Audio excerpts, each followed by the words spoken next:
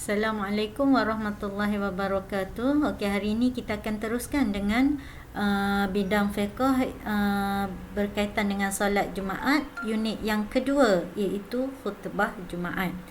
Okey, khutbah Jumaat daripada segi maksudnya adalah ucapan yang disampaikan oleh khatib sebelum solat Jumaat yang mengandungi nasihat, peringatan dan pengajaran mengikut syarat-syarat yang tertentu. Okey, hukum menyampaikan bacaan khutbah Jumaat adalah wajib dan termasuk dalam syarat sah Jumaat. Okey, jika tak ada khutbah Jumaat, maka tak sah solat Jumaat. Okey, itu maksud khutbah Jumaat beserta dengan hukum.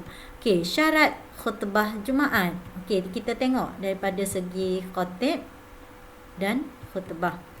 Okey, yang pertama, khatib mesti berdiri jika mampu dan duduk sebentar antara dua khutbah. Okey, selesai satu khutbah yang dibacakan, maka khatib boleh duduk sebentar kemudian bangun untuk membaca khutbah yang kedua. Okey, yang kedua, khutbah disampaikan sebelum solat Jumaat. Okey, jadi khutbah ni disampaikan sebelum solat Jumaat. Kalau selepas solat Jumaat, maka tak bolehlah. Okey, yang ketiga, rukun khutbah disampaikan dalam bahasa Arab. Kita akan tengok selepas ini rukun-rukun khutbah yang mana perlu disampaikan dalam bahasa Arab. Tak boleh bahasa lain selain bahasa Arab. Okey, itu rukun khutbah lah. Mesti dibaca dalam bahasa Arab. Okey, yang keempat, khatib mesti suci daripada hadas, najis serta menutup aurat. Okey, kalau khutbah pula kita tengok mesti berturut-turut antara rukun khutbah. Khutbah pertama dan kedua, khutbah kedua dengan solat mesti dilakukan secara berturut-turut. Tak boleh berselang-seli dengan benda yang lain. Okey, yang kedua, rukun khutbah didengar oleh 40 orang jemaah yang bermastautin yang wajib untuk mengerjakan salat Jumaat. Okey, seterusnya rukun khutbah ni. Rukun khutbah ni yang perlu dibaca dalam bahasa Arab. Okey, yang pertama, rukun khutbah yang pertama memuji Allah Subhanahu Wa Taala sekurang-kurangnya. Subhanallah walhamdulillah. Okey. Seterusnya, berselawat ke atas Rasulullah sekurang-kurangnya lah. Okey, Allahumma salli ala Sayyidina Muhammad. Okey, yang ketiga, rukun khutbah memberi nasihat supaya bertakwa. Ya ayyuhal muslimun ittaqullah haqqa tuqatih. Tu mesti dibaca dalam bahasa Arab. Okey, seterusnya yang keempat, rukun khutbah membaca satu ayat Al-Quran pada satu daripada dua khutbah. Okey, mesti ada bacaan ayat Al-Quran, tak kira lah khutbah yang pertama ataupun yang kedua. Paling kurang salah satu daripada khutbah yang pertama ataupun yang kedua. Okey, yang seterusnya berdoa untuk orang Islam pada khutbah yang kedua sekurang-kurangnya. Jadi mesti berdoa untuk keseluruhan umat Islam pada khutbah yang kedua. Okey, itu adalah rukun-rukun khutbah yang mesti dibaca dalam bahasa Arab. Okey, kita tengok pula kepada perkara sunat khutbah Jumaat. Okey, kepada khatib. Khatib ni orang yang membaca khutbah. Okey, sunat ke atasnya berkhutbah di atas mimbar. Hukumnya sunat. Okey, duduk di atas mimbar sebelum menyampaikan khutbah. Okey, dia tak nak duduk atas mimbar pun tak apa, tetapi sunat duduk di atas mimbar. Okey, yang ketiga, menghadapkan wajahnya ke hadapan tanpa menoleh ke kiri ataupun ke kanan.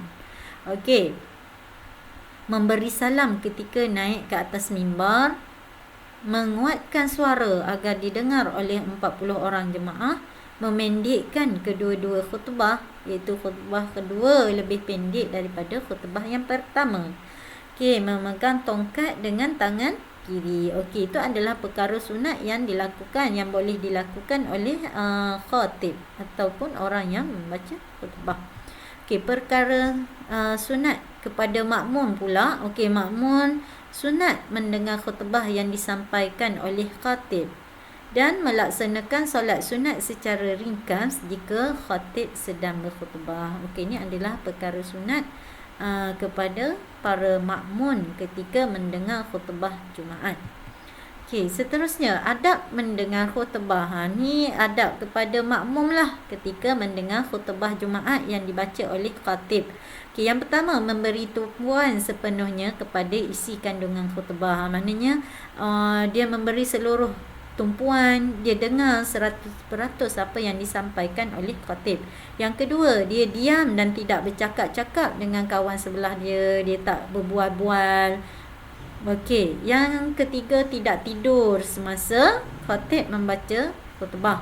Okey, yang keempat tidak melakukan perbuatan sia-sia. Okey, seperti main handphone ketika khatib membaca khutbah. Okey, ini adalah adab ketika mendengar khatib membaca khutbah.